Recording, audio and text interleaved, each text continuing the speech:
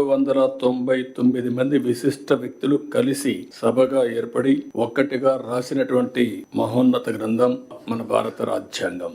వివిధ ప్రాంతాల నుంచి ఉన్నారు, వివిధ కులాల నుంచి, వివిధ రంగాల నుంచి అందరూ కూడా ఆ రోజు ఒకటిగా చేరి ఇది రాశారు. మనం గర్వించదగ్గ విషయాలు, జాతీయ జెండా రూపొందించిన తెలుగు వారంతా గర్వించేలా వెంగళ వెంకయ్య గారు దానికి రూపకల్పన చేశారు. అదే మరిగా చాలా మంది ప్రధాన పాత్ర కూడా పోషించారు. టంగుటూరి ప్రకాశం, నీలం సంజీవరెడ్డి, పట్టాభి సీతారామయ్య, దుర్గాబాయి దేశ్ముఖ్, వెంకట్రావు, కల్లూరు సుబ్బారావు, మోటూరు సత్యనారాయణ, ఎన్జి రంగా, సికే కేశవరావు, ఎం తిరుమలరావు, బొబ్బిరి రాజా రామకృష్ణరంగారావు, ఈ విధంగా ఒక 11 మంది ఆంధ్రప్రదేశ్ నుంచి కూడా రాజ్యాంగ సభలో సభ్యులుగా ఉండడం, ఈ రాజ్యాంగాన్ని రాసేదానికి దోహదం చేసే పరిస్థితికి వచ్చారు. అందుకే ఒక పక్క రాజ్యాంగానికి అధ్యక్షత వహించినటువంటి అంబేద్కర్ తో పాటు దేశంలో ఉండే అందరిని ఒకసారి ఆలోచించుకున్నప్పుడు ఆంధ్రప్రదేశ్ ఈ గడ్డ మీద పుట్టిన వారిని కూడా మనం ఒకసారి తలుచుకుని నివాళులర్పించాల్సిన అవసరం ఉంది.